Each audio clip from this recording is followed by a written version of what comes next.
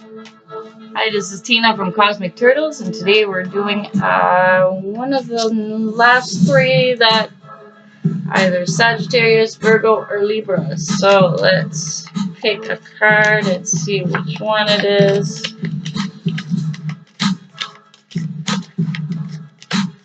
Hey. Oh, alright. It is Virgo. Alright, Virgo Nation. What do we have for a message for our Virgo Nation? What do we have for Virgo Nation?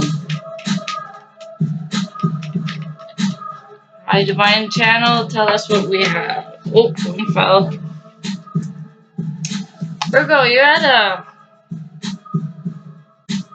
got the Seven of Cups. You're at a standstill at the moment. You're having a lot of choices coming towards you, and too many choices. It's overwhelming, and you can't make sense of it. Usually, what I say when you have a lot of choices is pick one, sit with it, see how it feels, put it aside because you've made your analysis. Take the next option, sit with it, see how it feels, so on and so forth, and make an analysis of all these choices that are being presented. Also, when you sit with it, you'll get to know if it's actually a choice or it's just something that you'd like to happen. You know, there's things that are concrete, that are showing evidence, that are coming towards you, and there's things that are not. These are things that you'd like to have in your life. So even those, if those are the ones you focus on, you will manifest them. It's just you gotta clear away whatever's in the way of your manifestation as well. So you've got a lot of choices. That's your first card, Virgo. So what else do we have for the messages for Virgo at this moment? What do we have for our Virgo Nation?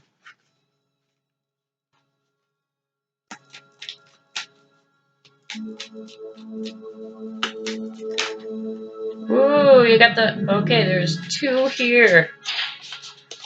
You have the Wheel of Fortune turning in your favor. It's turning in your favor. You have a lot of choices, and depending on the choice that you go for, the Wheel of Fortune will turn in that direction that you lined up for it.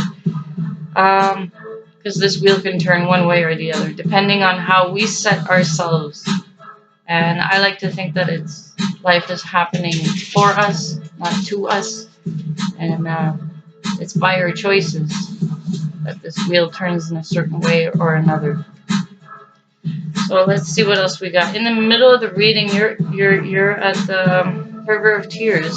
You are looking at everything you lost instead of looking at what you do have, which is those two cups in the back. He's looking at the three spilt cups here, but there's two behind him. And if he turned around and picked them up, he could see there's a bridge right there, and he could go over that River of Tears and make it to the castle over there where he wants to be. So right now you're like,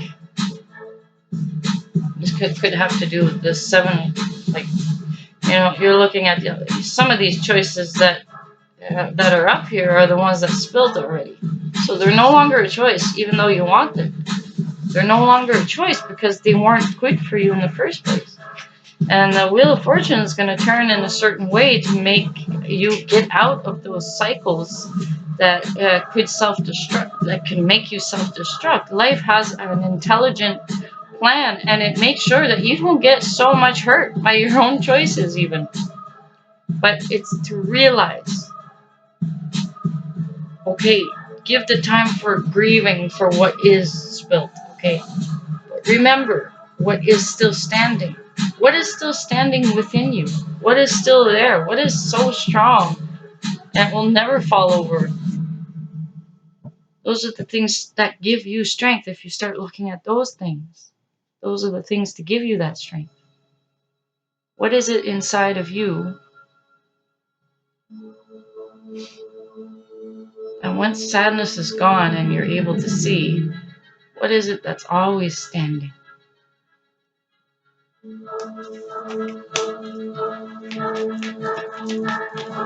What else do we have for our Virgo Nation? What else do we have for Virgo? Anything that they should know at the moment?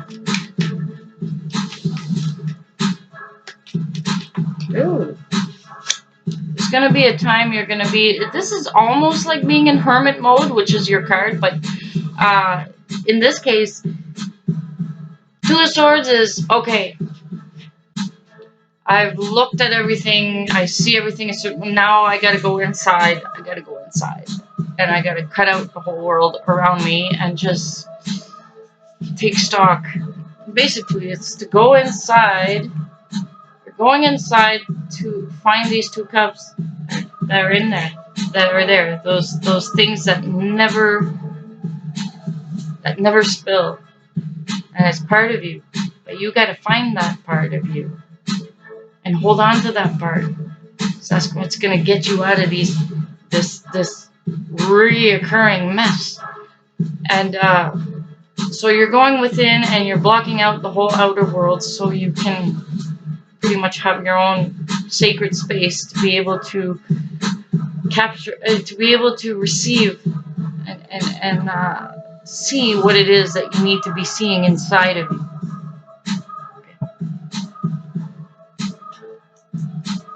What else do we have? Oh, okay.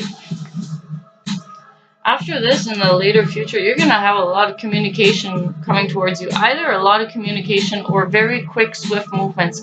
It's like after you're done with this and you've retrieved the information that you need, after that, there's going to be a lot of changes you're going to be making.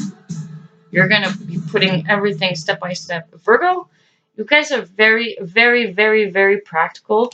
So when you've made up your mind and you know how you've restructured everything, basically you went inside, you restructured everything. You overcame your own sadness, but you restructured everything because you learned wisdom from the old sadness. You learned wisdom, you extracted the wisdom, you took the time to do this.